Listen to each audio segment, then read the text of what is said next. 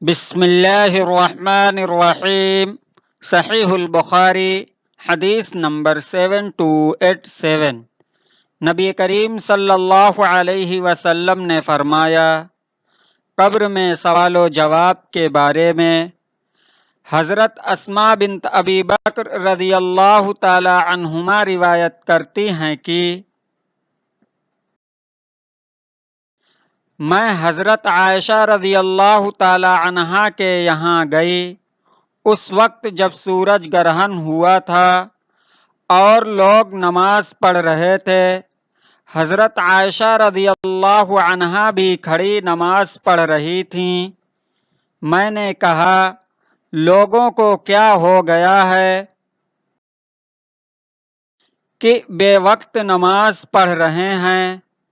تو انہوں نے ہاتھ سے آسمان کی طرف اشارہ کیا اور کہا، سبحان اللہ۔ میں نے کہا، کوئی نشانی ہے؟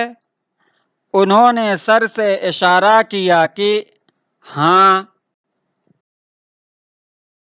پھر جب رسول اللہ صلی اللہ علیہ وسلم نماز سے فارغ ہوئے تو آپ صلی اللہ علیہ وسلم نے اللہ کی حمد و ثنا کے بعد فرمایا، کوئی چیز ایسی نہیں لیکن میں نے آج اس جگہ سے اسے دیکھ لیا، یہاں تک کہ جنت و دوزخ بھی، اور مجھے وحی کی گئی ہے کہ تم لوگ قبروں میں بھی آزمائے جاؤ گے، تقریباً دجال کے فتنے کی طرح۔ پس مومن یا مسلم راوی کہتے ہیں کہ مجھے یاد نہیں کہ حضرت اسماء رضی اللہ تعالی عنہا نے ان میں سے کون سا لفظ کہا تھا، تو وہ قبر میں فرشتوں کے سوال پر کہے گا،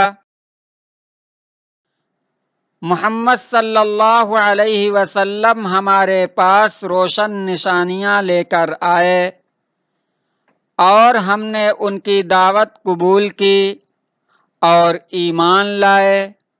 اس سے کہا جائے گا کہ آرام سے سوتے رہو، ہمیں معلوم تھا کہ تم مومن ہو۔